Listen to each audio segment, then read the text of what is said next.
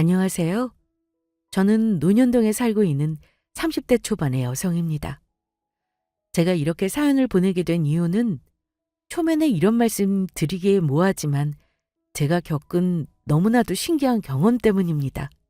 그로 인해 제 인생은 180도 달라졌으니까요. 이런 말을 하면 저를 이상하게 보시는 분들도 분명히 계실 거라 생각하지만 여러분은 귀신을 믿으시나요? 저는 귀신을 믿지 않는 사람이지만 제가 경험한 일들은 현실로는 설명할 수 없는 정말 신기한 것들이었습니다. 그 신기한 경험을 통해 전 죽은 줄만 알았던 저희 친아빠를 만나게 되었으니까요. 게다가 얼마 전 엄마가 돌아가시고 힘들었던 저에게 큰 위로가 되었습니다. 그러니 지금부터 여러분들이 제 이야기를 들으시고 잘 판단해 주셨으면 좋겠습니다. 저는 사실 아빠 없이 엄마의 손에 홀로 키워졌습니다. 엄마 말로는 아빠가 제가 태어나기도 전에 젊은 시절 불의의 사고로 돌아가셨다고 하더라고요. 하지만 아빠는 다정한 분으로 엄마와 뱃속에 있는 저를 정말 많이 사랑해 주셨다고 합니다. 그러나 여자 혼자 몸으로 아이를 키운다는 것은 쉬운 일이 아니었어요. 그래서 엄마와 저는 항상 가난에 시달려야 했죠. 저희는 엄마는 제가 중학교 때까지 시골 읍내에서 식당 종업원 일을 하고 있었는데 제가 어느 정도 크자 좀 더 나은 밥벌이를 위해 저를 데리고 서울로 올라오게 됩니다. 그래서 엄마는 제가 고등학교 들어가는 시기부터 본인의 나이에 비해 월급을 많이 주는 입주 청소 일을 시작하게 됩니다. 그리고 저도 가정 사정상 대학을 포기하고 고등학교 졸업 후 바로 취업을 해야 했고요. 전 나름 공부도 잘했고 의사라는 꿈도 있었지만 현실을 무시할 수는 없는 것이었으니까요.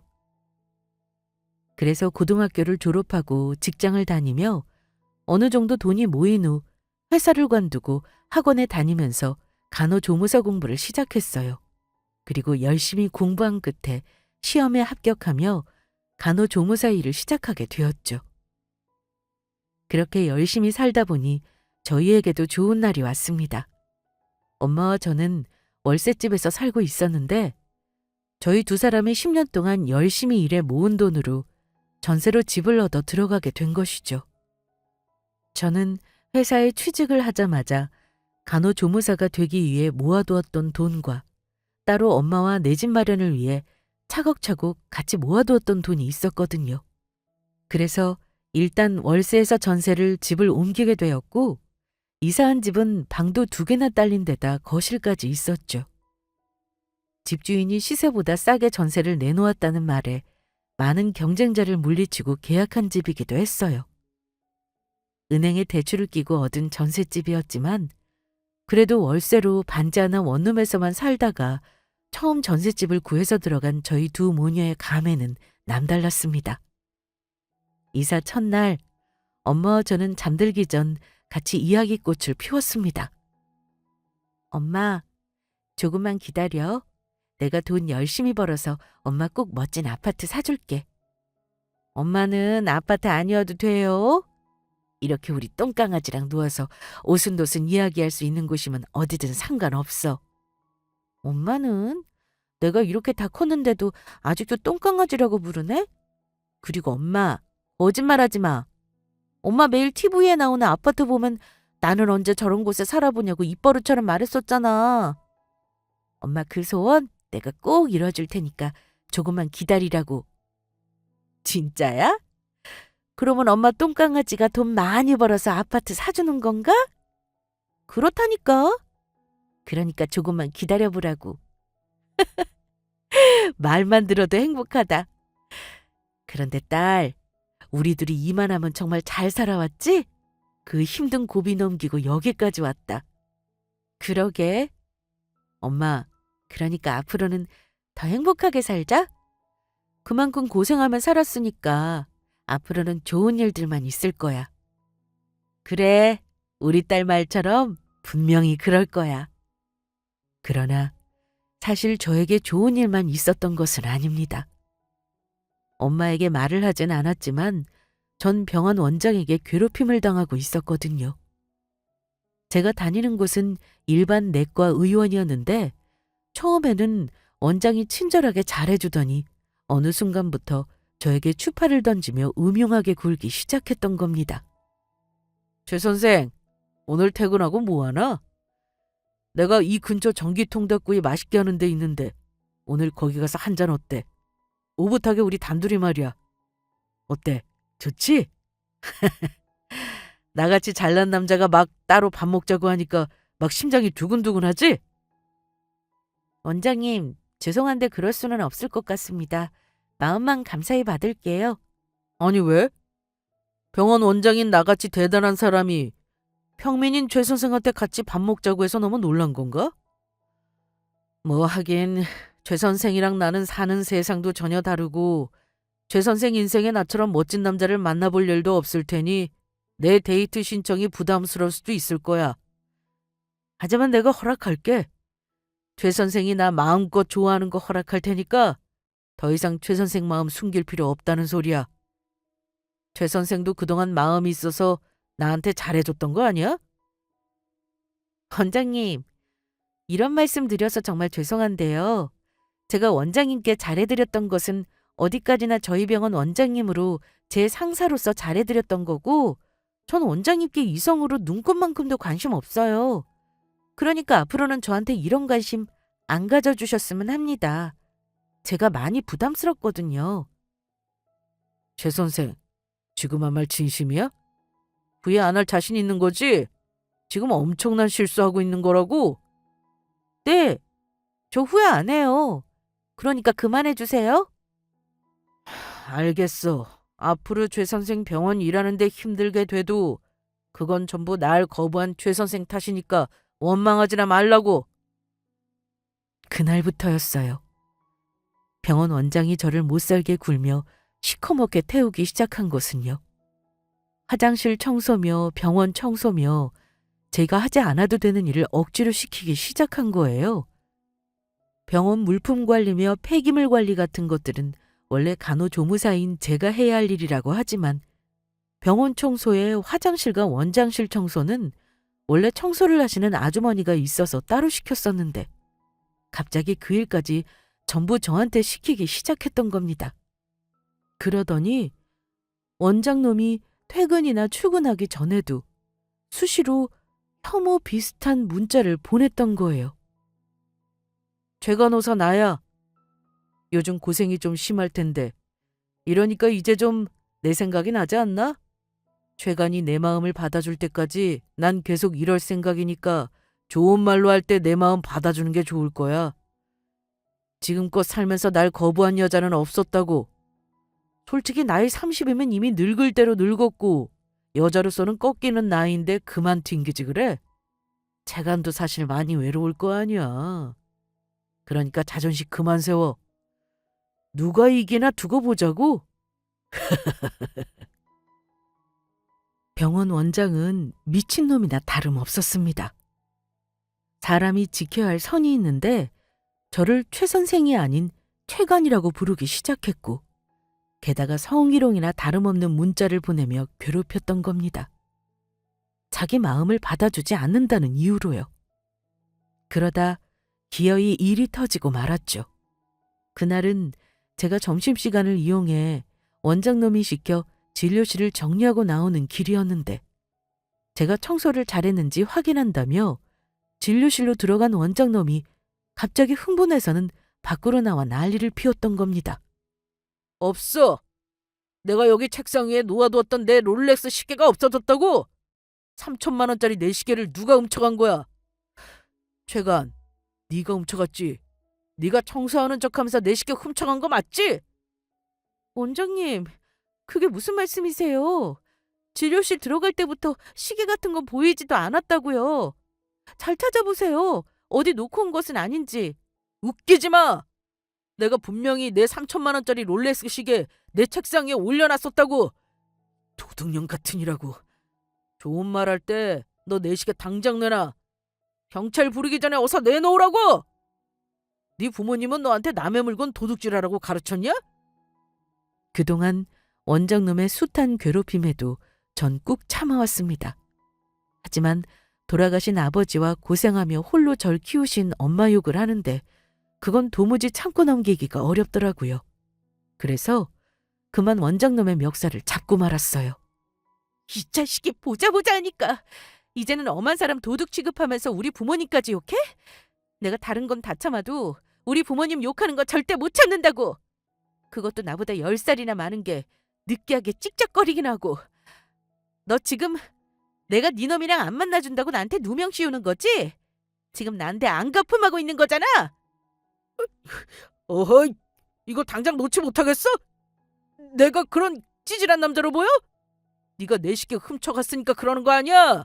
내가 정말 너한테 억울한 누명을 씌우는 거면 내가 오늘부터 네 자식이다. 그 순간이었습니다. 원장님의 의사 가운 주머니에서 사라졌다는 시계가 떨어져 바닥에 뒹굴더라고요. 그러자 원장님은 몹시 당황한 눈치였고 전 재빨리 원장님의 시계를 집어들었어요. 그런데 원장님의 시계를 확인해 보니 3천만 원짜리 롤렉스 명품 시계라고 했던 것은 리렉스라고 적혀있는 짝퉁 시계더라고요. 원장놈은 슬금슬금 제 눈치를 보며 뒷걸음치기 시작했고 전 다시 원장놈의 멱살을 다시 잡을 수밖에 없었습니다. 3천만 원짜리 롤렉스 시계? 조도 안 차고 다니는 짝퉁 시계나 차고 다니는 자식이 감히 날 도둑으로 몰아? 네가 나한테 억울한 누명 씌우는 거면 너 오늘부터 내 자식 한다고 했지? 어디 네 엄마한테 오늘 작살나게 맞아봐라. 부려 막심한 놈아. 최간! 내가 잘못했어. 그러니까 내 말 좀. 저는 원장놈이 말을 다 끝내기도 전에 머리로 원장놈 이마에 오이소박이 물김치 치기를 했습니다. 그러자 원장놈은 그대로 나가떨어지더라고요. 전 그날 병원을 관두고 말았어요. 더는 그런 원장이 있는 병원에서 일할 수는 없었으니까요. 하지만 저의 불행은 거기서 끝나지 않았습니다. 엄마와 제가 부푼 꿈을 안고 들어갔던 전셋집이 글쎄 깡통 전세였던 겁니다. 이미 집주인한테 당한 사람도 여러 명이고 갭 투자를 위해 여러 개의 빌라를 구입했던 집주인은 집값이 떨어지면서 은행에 빚까지 지며 속수무책인 상황이었던 거죠. 게다가 알아보니 저희에게 집도 시세보다 싼 가격에 준 것이 아니라 훨씬 비싼 가격에 전세를 주었던 것이더라고요. 그래놓고 집주인은 잠수를 타고 말았죠. 그래서 간신히 집주인의 지인을 통해 연락을 하게 되었는데 저희에게 한다는 말이 지금은 당장 저희가 방을 뺀다고 해도 돌려줄 돈이 없다면서 원하면 자신에게 집을 구매하라는 것이었죠. 본인이 어차피 돌려줄 돈도 없고 감방에 들어가 살다 나오면 그만이라면서요. 그래서 울며 겨자 먹기로 엄마와 저는 시세보다 비싼 집을 매입할 수밖에 없었습니다. 그것이 몇 푼이라도 그나마 건질 수 있는 방법이었으니까요. 다행이라면 저희 집으로 집주인이 담보를 잡힌 게 없다는 것뿐이었습니다. 제가 회사까지 관둔 마당에 그저 막막하기만 했습니다. 많이 억울하기도 했고요. 하지만 일단 집 대출금을 갚아야 했기에 저는 저희 집 근처 요양원에 다시금 취업을 하게 되었습니다. 야근이 없고 정확한 출퇴근 시간이 정해져 있어 일이 끝나고 밤에 알바나 다른 부업이라도 할 수 있겠다는 생각이었어요. 그러다 더 큰 큰일은 그 다음에 벌어지고 맙니다. 저희 엄마도 대출금을 갚겠다면서 일을 늘리기 시작하셨는데 새벽에 일찍 일을 나가셨다가 그만 교통사고가 나고 말았던 겁니다. 졸음운전을 하던 트럭이 횡단보도를 건너고 있던 저희 엄마를 덮쳤던 거예요. 제가 전화를 받았을 때는 119 구급차로 병원에 실려갔던 엄마가 이미 세상을 떠난 후였습니다. 갑작스러운 사고로 저는 엄마의 임종조차 보지 못했습니다. 제가 병원에 도착했을 때 저를 기다리고 있던 것은 이미 세상을 떠난 채 미동도 하지 않은 엄마의 모습이었죠. 저는 그런 엄마를 붙잡고 애원했습니다. 엄마, 눈 좀 떠봐. 엄마 왜 이러고 있어? 엄마 오늘 일한다고 일찍 밖에 나갔잖아. 지금 나한테 장난치는 거지? 엄마가 이렇게 쉽게 나를 떠날 리 없어. 엄마 제발 일어나 봐. 엄마 없이 나 혼자 어떻게 살라고. 엄마. 일가 친척도 없는 엄마의 장례식장은 초라하기만 했습니다. 그동안 엄마를 알고 지내던 엄마 지인들과 제 친구 몇 명이 전부였으니까요.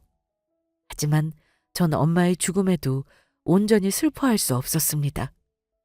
은행에 갚아야 할 대출금이 남아 있었으니까요.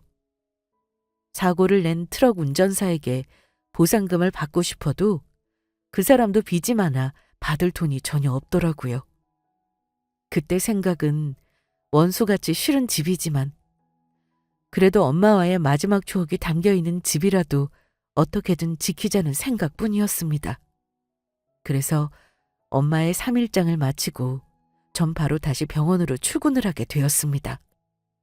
그때부터 어떻게 살았는지 기억이 잘 나지 않습니다. 그냥 하루하루를 버틴다고 생각했던 것 같아요. 그리고 더는 퇴근하고 와도 반겨주는 엄마가 없는 집에서 매일을 펑펑 울었던 것 같습니다. 그런데 엄마가 떠나고 3개월쯤 흘렀을까? 저희 요양원에 치매 걸린 할머니가 새로 오시게 되었어요. 평소에도 말이 없고 얌전하신 분으로 이미 와 계신 할머니, 할아버지들과도 잘 어울리셨죠.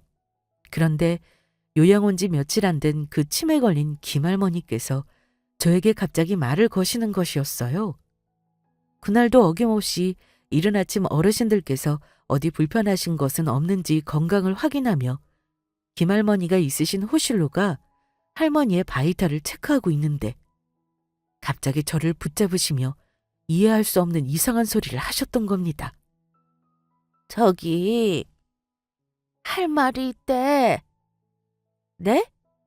할 말이 있다니요? 어르신, 그게 무슨 말씀이세요? 할 말이 있대, 할 말이. 제대로 말씀도 안 해주시고 그저 할 말이 있다고 이야기하는 김할머니의 모습이 이상하긴 했지만 치매가 있으시기도 하고 제대로 말씀을 해주지 않으셔서 일단은 그냥 무시하고 지나갔습니다. 그런데 며칠 후 김할머니께서 저를 또다시 붙잡고 같은 말을 반복하시는 것이었어요. 그리고 김할머니께서 저에게 할 말이 있다고 했던 이유를 알게 되었죠. 할 말이 있대. 김순자 어르신, 저번부터 저만 보면 자꾸 할 말이 있다고 하시는데 어르신 혹시 저한테 무슨 하고 싶은 말씀이 있으신 거예요? 어디 몸이 불편하셔서 그러신 거예요? 그러니까 내가 아니고 간호사 선생님 엄마가 꼭 할 말이 있대. 엄마 이야기 좀 들어줘.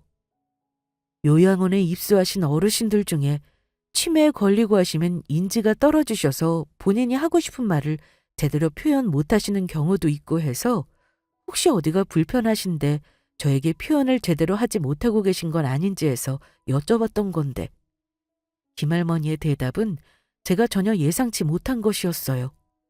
분명 기록에는 약간의 인지장애가 있긴 하지만 그래도 대화도 통하고 말씀도 잘 따라주신다고 했는데 제가 본 김할머니의 상태는 심각해 보였습니다. 김순자 어르신, 그게 무슨 말씀이세요? 어르신 뵌 지 얼마 안 돼서 이런 말씀 드리기 뭐하지만 저희 엄마는 돌아가시고 이미 안 계세요. 그런데 돌아가셔서 안 계신 사람이 어떻게 말을 할 수 있겠어요? 어르신, 바이탈이랑 혈당 아무 이상 없으시고요? 잘 쉬고 계세요. 이따 점심 때 약 잘 챙겨 드실 때까지 다시 들을게요. 저희 엄마가 돌아가신 지 얼마 안 된 상태였고 김할머니께서 아프신 사람만 아니었다면 화를 내고 싶은 심정이었습니다. 김할머니께서 모르고 하신 이야기 하셨을 텐데도 꼭 힘든 저를 놀리는 것 같았거든요.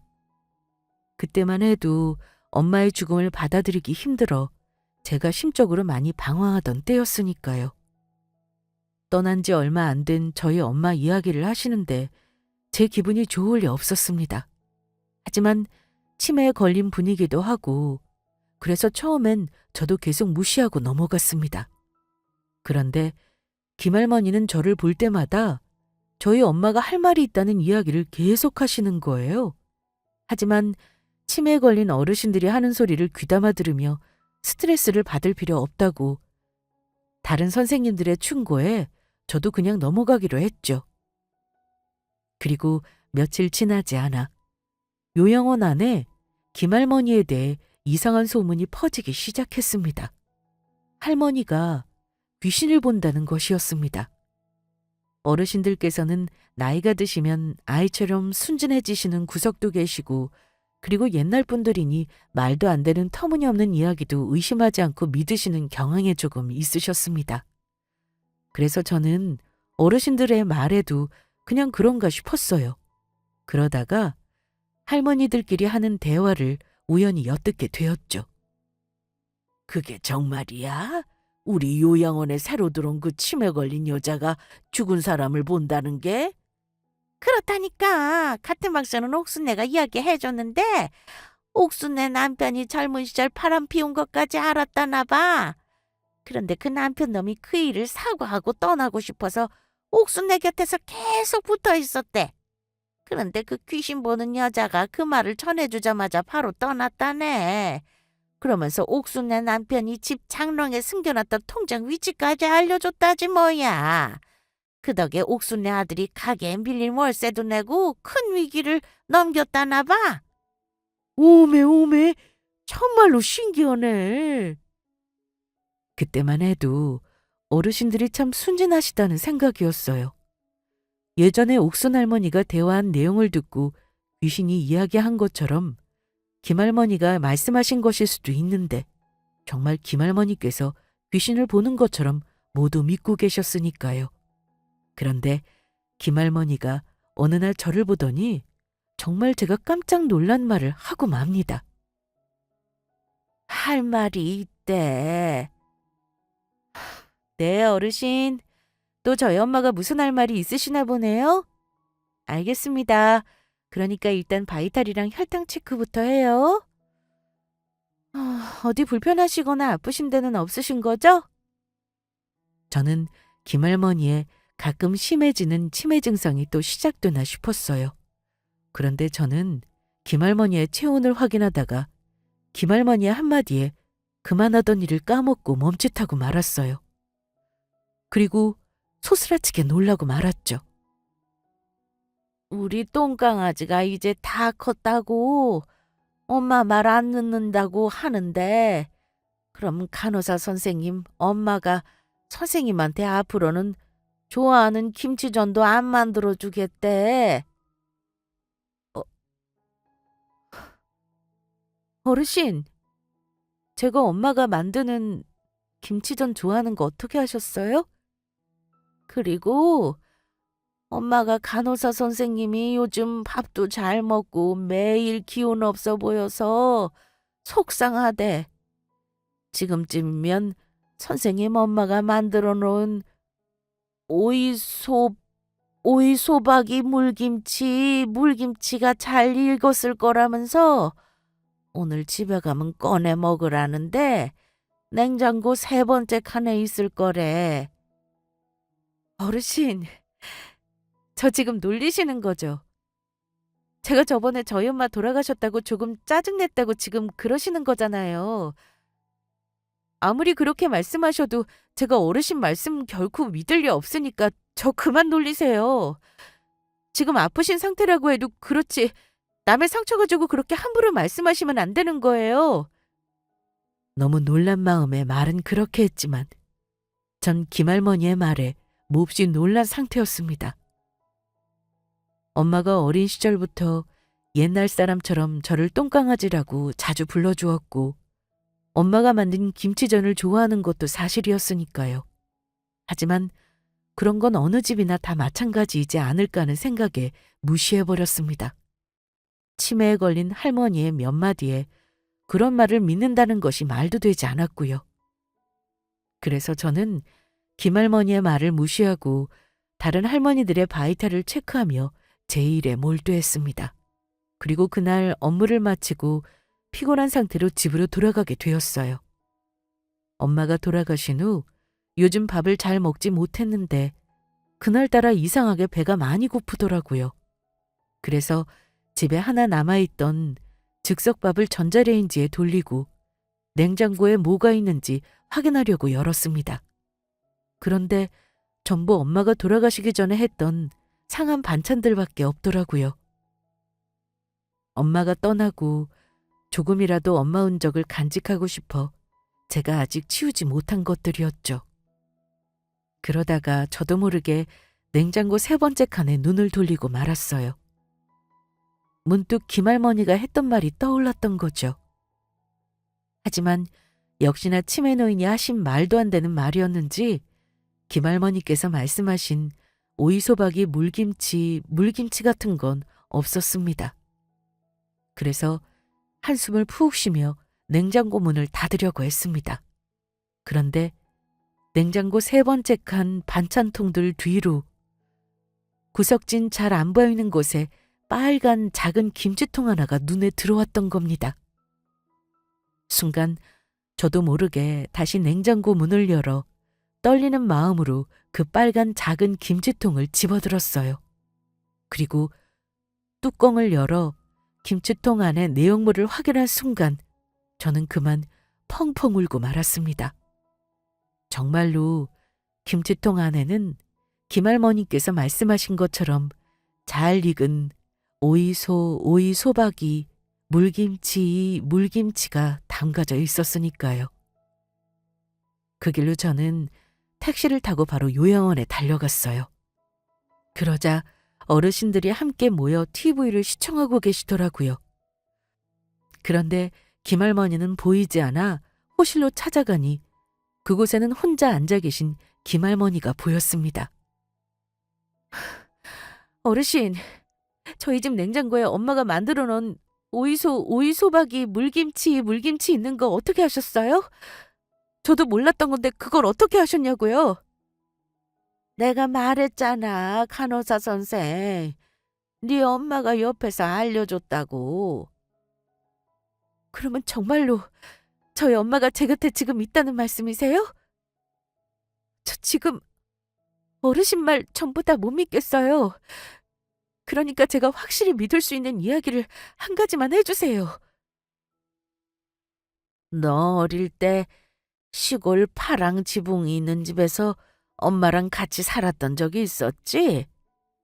그때 집 앞 개울에서 놀다가 물에 빠져 큰일 날 뻔한 적이 있다고 하는데, 그리고 무릎에 어릴 적에 놀다가 다쳐서 생긴 작은 흉터 하나가 있는데 그건 아주 자세히 봐야 할 수 있는 거라면서 너랑 네 엄마밖에 모르는 비밀이래.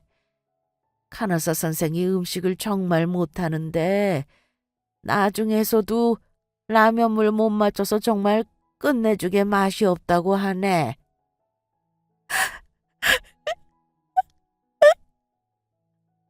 엄마, 정말로 내 곁에 엄마가 있던 거야?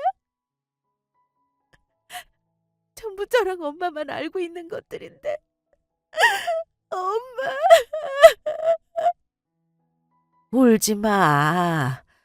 네가 울면 곁에서 위로도 해줄 수 없는데 엄마 가슴이 너무 아프대. 네 엄마가 그러는데 먼저 떠나서 정말 미안하대. 그리고 너한테 사실대로 말 안 한 한 가지가 있대. 그래서 네 엄마가 이 말을 꼭 전해주고 싶다네. 너한테는 아빠가 죽었다고 말했지만 사실은 살아있다고 해. 그래서 꼭 가서 만나봤으면 좋겠대. 저희 아빠가 살아계시다고요? 그래서 자기가 말하는 대학병원 소화기내과 가서 꼭 진료 한번 받아보라는데 일진료실로 예약하래. 김할머니의 말에 전 머리를 크게 한 대 얻어맞은 기분이었어요. 엄마의 이야기로 아빠는 제가 태어나기도 전에 분명히 사고로 돌아가셨다고 했는데 갑작스레 살아있다는 이야기를 듣고 말았으니까요. 그래도 처음이라면 모르겠지만 김할머니가 저에게 했던 말들이 치매로 인한 것이거나 거짓말로 하는 이야기가 아니란 사실을 알게 되었기에 일단은 김할머니의 말씀대로 해보기로 마음먹었습니다. 그래서 저는 평소 위험도 있었기에 이왕 이렇게 된 거 검사도 할 겸 평소 다니던 병원을 찾아가 원장님께 소화기 정밀 검사를 받아보고 싶다고 말씀드리고 진료 의뢰서를 받아 김할머니께서 말한 대학병원 1 진료실에 진료를 예약하게 됩니다. 그리고 대학병원 진료를 받는 날에 맞춰 미리 휴가를 내 대학병원에 진료를 받으러 찾아가게 되었죠. 저는 점심시간 전 보는 마지막 환자였고 긴장한 마음으로 진료를 받으러 들어간 진료실에서 의사 선생님을 보는 순간 깜짝 놀라고 말았습니다. 의사 선생님의 얼굴이 너무 낯이 익었거든요. 저랑 꼭 닮은 얼굴을 하고 계셨으니까요. 그래서 그제야 엄마가 왜 이 대학병원으로 와 의사 선생님을 만나보라고 했는지 알 것 같았습니다. 저는 잠시 말문이 막혀 처음에는 무슨 말을 어떻게 꺼낼지 몰라 머뭇거리다가 의사 선생님께 조심스레 용기 내어 말을 건넸습니다. 저 초면에 이런 말씀 드리기 죄송한데 교수님 혹시 최문옥이라는 분을 아시나요? 최문옥이라니요? 갑자기 뜬금없이 그게 무슨 말씀입니까? 아, 모르시는 분이셨나요? 갑자기 이상한 말씀 드려 죄송합니다. 그냥 최문옥 씨는 제가 알고 계신 분이긴 한데 왠지 그분이 교수님을 알고 있는 것 같아 말씀드려 보았습니다. 아니 그게 아니고 환자분이 최문옥이라는 사람을 어떻게 알고 있는 거죠? 그 사람이랑은 혹시 잘 알고 지내는 사이신가요? 그럼요.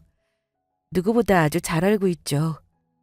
제가 사실 최문옥 씨 딸 되는 최원주라고 합니다. 문옥이 딸이라고요? 그러면 문옥이가 재혼을 했다는 겁니까? 제가 엄마의 딸이란 말에 의사 선생님은 몹시 당황한 눈치셨습니다. 그리고 제 착각인 듯 보였지만 많이 실망한 듯 보이셨고요. 그러다가 제가 당황한 기색을 보이자 흥분했던 목소리가 금세 누그러져 말씀하셨어요. 제가 너무 흥분해서 이야기를 드렸네요. 죄송합니다. 너무 오랜만에 듣는 이름이라 그랬습니다. 문옥이한테 제 이야기를 어디까지 들으셨는지 모르겠지만 은주 씨 어머니랑은 저는 오래전부터 알고 지내는 사람입니다. 그러다가 갑자기 중간에 연락이 끊겨 오랫동안 소식을 못 두고 살았는데 이렇게 문옥의 딸인 은주 씨를 보게 되네요. 그런데 어떻게 어머니께서 제가 이 병원에 있다는 사실을 아셨던 겁니까? 결혼한 남편분이랑은 잘 지내고 있는 건가요? 문옥이 건강하게 잘 지내고 있는 거죠? 저는 의사 선생님께 어디서부터 어떻게 설명을 해드려야 할지 몰라 망설여졌습니다. 만약 정말로 의사 선생님이 저희 친아빠라고 해도 갑작스레 나타난 제 존재가 싫을 수도 있는 것이었으니까요. 그래서 문득 떠오른 생각인데 만약 의사 선생님이 정말로 제 친아빠가 맞는다면 제가 직접적으로 말하지 않고 말해줄 수 있는 방법은 하나밖에 없다고 생각했어요. 그래서 그 모든 선택은 의사 선생님께 맡기기로 하고 조심스레 이야기를 꺼냈습니다. 의사 선생님이 정말로 제 아빠가 맞는다면 그리고 설령 아니라도 어머니가 저보고 이곳으로 가라고 했던 이유가 분명 있을 거라고 생각하면서요. 그런데 저도 모르게 긴장이 됐는지 자꾸만 목소리가 떨리더라고요. 교수님, 저희 엄마는 재혼 같은 건 안 하셨어요. 엄마 말로는 아빠가 제가 태어나기 전에 돌아가셨다고 했는데 살아계셨을 때 엄마랑 뱃속에 있는 저를 정말 많이 예뻐하고 사랑해 주셨대요. 그래서 엄마는 아빠가 돌아가신 후에도 잊지 못하셔서 평생 혼자 사셨고요. 아빠 없이 저 혼자 키우느라 고생도 정말 많이 하셨어요. 그리고 선생님, 지금 제 나이는 30살입니다. 의사 선생님은 제 말에 크게 숨을 삼키셨습니다. 그리곤 저보다 더 떨리는 목소리로 말씀하셨어요. 30살이라니요? 은주 씨가 30살이면 그러면 내가 문옥이랑 헤어지기 전에 은주 씨를 임신하고 있었다는 소리인데 지금 은주 씨가 제 딸이란 소리인가요? 네가 정말 내 딸인 거냐? 하지만 몹시 놀란 의사 선생님의 말에 저는 당황하고 말았습니다. 지금 의사 선생님의 반응이 딸이라고 나타난 제가 반가워서 그러는 것인지 아니면 갑자기 나타난 제가 너무 싫고 당혹스러워 그러는 것인지 알 수가 없었거든요. 그래서 전 겁을 먹고 자리에서 벌떡 일어나고 말았어요. 갑자기 제가 찾아와서 너무 놀라셨죠? 죄송합니다. 전 바쁜 일이 있어서 그만 가볼게요. 그런데 저는 발길을 옮길 수가 없었습니다. 의사 선생님이, 아니 저희 아빠가 뒤에서 저를 꼭 안아주셨으니까요. 은주야, 이 녀석 왜 이제 나타난 거야? 내가 너희 엄마가 떠나고 얼마나 찾아다녔는데 얼마나 가슴 아파했는데 이제야 나타난 거냐고. 우리 딸 은주. 아빠. 아빠와 저는 서로를 꼭 끌어안고 울음을 터뜨렸습니다. 그리고 서로의 얼굴을 확인하고 또 확인했죠. 그리곤 어느 정도 마음이 진정된 후 아빠는 저희 안부를 물으며 바로 저희 엄마부터 찾더라고요. 아빠 없이 혼자 크느라고 얼마나 고생이 많았어. 아빠가 우리 은주 태어난 것도 바보같이 모르고 혼자 크게 해서 정말 미안하다. 진작 알았으면 네 엄마가 날 떠났을 때 그렇게 두는 게 아니었는데. 그런데 네 엄마는 지금 어디 있느라고 이렇게 혼자 찾아온 거야? 내가 지금 너희 엄마 만나서 묻고 싶은 것들이 많다. 당장 네 엄마 만나러 가자. 지금 문옥이는 어디 있니? 아빠, 사실 엄마 얼마 전에 돌아가셨어요. 그래서 어쩔 수 없이 저 혼자 아빠를 찾아오게 된 거고요. 뭐? 우리 문옥이가 세상을 떠났다니 그게 무슨 말이냐? 그래서 전 엄마가 돌아가신 이야기와 그동안 엄마랑 어떻게 살았는지 아빠에게 전부 말씀을 드리게 되었어요. 그리고 지금 아빠의 행동으로 보아선 엄마가 아빠를 몰래 떠나서 아빠가 혼자 많이 힘들어했던 것 같은데 도대체 어떤 사정 때문에 엄마랑 아빠가 헤어지게 된 것인지 그 이유가 너무나도 궁금했습니다. 그리고 아빠의 이야기로 그 모든 의문이 풀리게 되었어요. 엄마는 고아로 고등학교를 졸업하고 작은 회사에서 취직해 격리로 일을 하며 지냈다고 해요. 그래서 혼자였던 엄마는 교회에 가서 봉사활동에 자주 참석했었는데 그러다 같은 곳에 봉사활동을 나온 대학병원 인턴이었던 아빠를 만나게 되었다고 합니다. 아빠와 엄마는 첫눈에 서로에게 반했다고 하고요. 하지만 엄마는 가진 것이 없는 고아였고 아빠네 집에선 반대가 심했다고 해요. 그래서 결국 아빠는 엄마를 데리고 아빠 부모님이 찾기 힘든 시골로 도망쳤고 그곳 교회에서 둘이 결혼식을 올렸었다고 합니다. 아빠는 부모님께 들킬까봐 혼인신고도 못하고 살았었다고 하더라고요. 그래서 시골에서 하루 일당을 받아 동네 주민들의 농사일을 도와주며 엄마와 먹고 살았다고 해요. 그런데 아빠에게 큰일이 터지고 말았습니다. 아빠가 갑자기 피를 토해 급하게 병원에서 진료를 받게 되었는데 위암 2기라는 소리였죠. 하지만 현재 아빠와 엄마의 형편으로는 수술비 하나 제대로 마련할 수 없는 형편이라 엄마는 아빠가 죽을 수도 있다는 생각에 편지 한 장만 남겨놓고 떠났다고 해요. 더는 지금 생활이 힘들어서 못 견디겠다면서 집에 돌아가 아픈 병을 제대로 치료받으라면서요.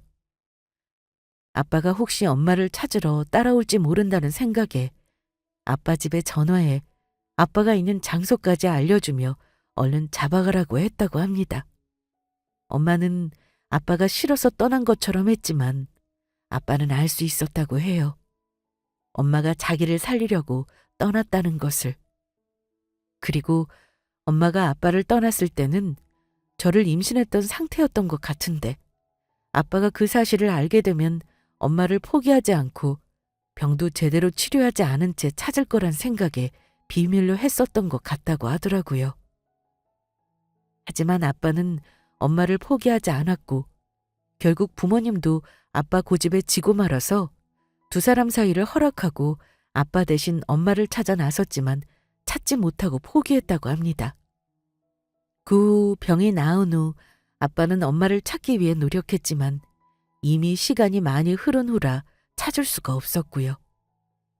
만약 엄마가 저를 임신했던 걸 알았다면 아빠는 무슨 짓을 해서라도 대한민국을 전부 뒤져서라도 찾았을 거라고 하더라고요. 그 후 아빠는 엄마를 잊지 못해 평생 혼자 살 생각이었는데 두 번째 아내분을 만나 결혼을 했다고 합니다. 법적으로 기록이 남은 것은 아니지만 아빠가 재혼 전에 저희 엄마와 결혼했다가 헤어진 사실도 미리 알렸고요. 서로 사랑하진 않았지만 친구처럼 보듬으며 살았다고 합니다. 하지만 나중에 알게 된 사실인데 아내분은 불임이었고 그래서 두 분 사이에는 평생 자식이 없었다고 합니다. 그런 아내분도 몇 년 전 암으로 세상을 떠났다고 하고요.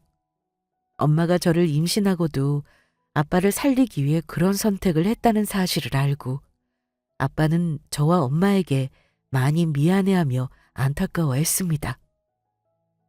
문옥이한테도 은주 너한테도 정말 미안하구나. 내가 정말 죄인이야. 그때 아프지만 않았어도 우리가 이렇게 떨어져 서로의 존재를 모르고 사는 일도 네 엄마가 그렇게 고생하다가 떠나는 일도 없었을 텐데 전부 내 탓이다. 아니에요, 아빠. 저는 엄마 마음 이해할 수 있어요. 그때 그러지 않았으면 아빠가 정말 큰일 날 뻔한 상황이었던 거잖아요.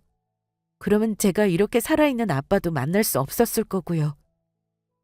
그래도 그때 내가 좀 더 문옥이를 찾아봤어야 했는데 그렇다면 그런 일은 절대로 없었을 텐데. 절대 그렇지 않아요, 아빠. 사실 저도 처음에는 엄마가 그렇게 저를 떠나게 된 게 세상이 막 원망스럽고 힘들고 그랬는데 지금은 그래도 나아졌어요. 그리고 엄마가 제 곁에 있다는 사실을 알았거든요. 죽은 문호이가 네 곁에 있다는 그게 무슨 소리니? 아빠, 지금부터 제가 하는 말 너무 놀라지 말고 들으세요.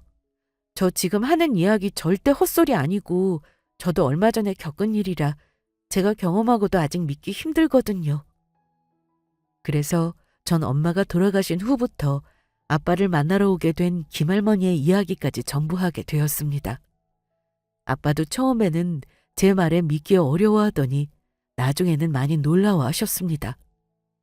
가끔 병원에서도 사망 선고까지 받고 죽었던 환자분이 살아나는 경우도 있고 아빠가 맡았던 환자 중에도 췌장암 말기로 암이 온몸이 전이 돼 살 가능성이 없는데 몇 달 후 온몸에 퍼진 암이 말끔히 사라진 일도 있어 과학적으로는 설명할 수 없는 일들이 가끔 벌어진다는 것은 경험을 통해 이미 알고 계셨다고 하더라고요. 더욱이 제가 하는 말이니 그 말을 믿을 수밖에 없다고 했습니다. 그런데 아빠가 제 이야기를 듣고 도저히 용서할 수 없는 부분이 있었나 봅니다. 바로 저를 괴롭히던 제가 전에 다녔던 의원의 10살 많은 내과 원장 말이에요. 아빠는 며칠 후 휴진인 날을 이용해 저를 데리고 10살 많은 원장놈의 병원으로 찾아갔습니다. 그리고 한마디로 아주 제대로 와작을 내주었죠. 유명하신 김용석 교수님께서 여길 어떻게... 네 놈이 감히 하나밖에 없는 내 딸인 은주를 괴롭혔다고? 예? 최간이... 아니, 최 선생님이 교수님의 따님이셨단 말입니까? 너희놈 두고 봐. 내가 내 힘을 전부 이용해서 너 이 바닥에서 왕따를 만들어 버릴 테니까. 그리고 우리 딸 못살게 굴고 스토킹한 거랑 성희롱한 것까지 전부 대한민국 최고 변호사 선임해서 제대로 혼쭐 내줄 테니까 각오하는 게 좋을 거야. 안 됩니다. 제가 잘못했습니다. 교수님, 제발 한 번만 용서해 주세요. 교수님. 아빠는 정말로 10살 많은 원장놈을 왕따로 만들어버렸습니다. 알고 보니 원장놈이 아빠가 가르쳤던 제자였고, 아빠는 제가 생각했던 것보다 더 유명한 의사 선생님이었더라고요. 원장놈은 아빠 딸인 저를 스토킹하고 성희롱했던 것이 소문이나 같은 학교 동문이며 알고 지내던 의사분들이며 상대해주는 사람들이 없었다고 해요. 그리고 정말로 아빠가 변호사를 선임해 제가 원장놈을 고소하게 되었고, 결국 원장놈은 전과자가 되고 말았어요. 그리고 저는 휴가가 끝나고 요양원으로 출근했던 그날을 잊을 수가 없었습니다. 급한 업무를 마친 뒤 휴식 시간에 김할머니를 찾아갔었거든요. 김할머니는 요양원 안에 있는 공원 벤치에 홀로 앉아 계셨는데 전 바로 할머니에게 가서 말을 걸었습니다. 어르신, 감사해요. 그리고 처음에 믿지 않아서 정말 죄송하고요. 아직도 저는 귀신 같은 건 믿지 않는 사람이지만 엄마가 제 곁에 있다는 그 말씀은 믿을게요. 그래서 아빠는 잘 만난 거야? 네, 덕분에 잘 만났어요. 그렇다니 정말 다행이네. 자기 엄마도 많이 좋아하고 계셔. 이제는 안심하고 떠날 수 있을 것 같다면서. 네? 어르신, 그게 무슨 말씀이세요?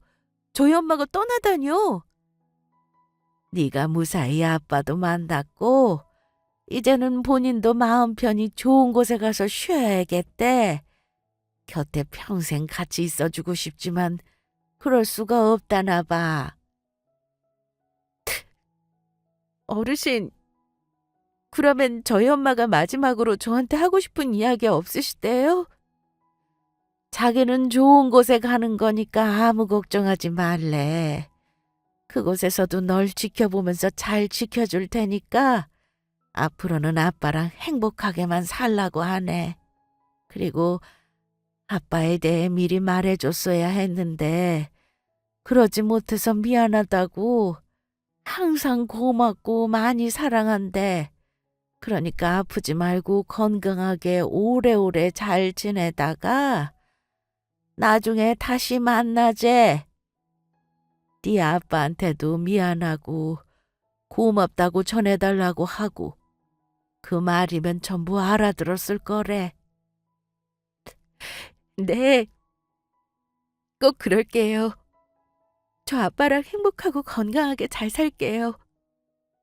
엄마한테 사랑한다고 조심히 잘 가라고.